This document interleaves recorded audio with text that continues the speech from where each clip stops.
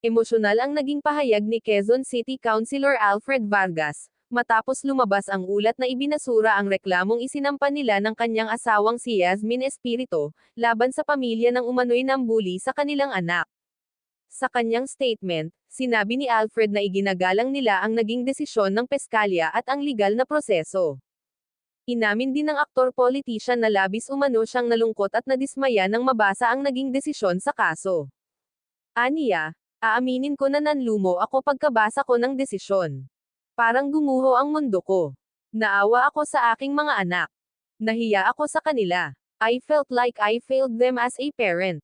Ayon pa sa aktor, nangamba rin siya para sa kapakanan ng anak laban sa mga bully at pakiramdam niya ay wala silang matakbuhan. Wala na ba kaming matatakbuhan?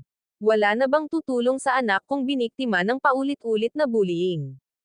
Dagdag pa niya, 7 taon lang ang anak niya at nakaranas na agad ito ng paulit-ulit na pananakit at trauma.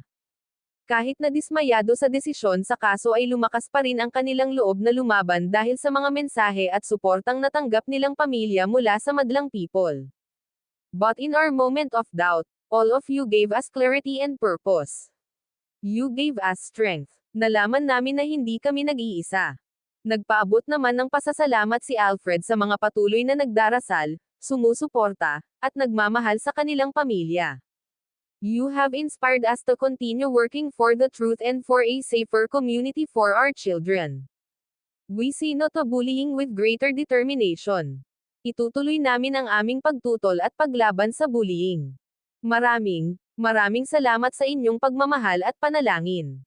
Matatandaang noong 13 ng Abril, ay naghain sina Alfred at Yasmin ng child abuse complaint laban kay Rob Sy at asawa nito kaugnay ng umano'y pambubuli sa kanilang anak habang nasa swimming training sessions. Ayon sa reklamo, ilang beses umanong nilubog sa pool ng anak nina Rob Sy ang anak nina Alfred Vargas. Iginiit din ng mag-asawa na ilang beses nilang sinubukang ipaabot ang concern sa kabilang kampo.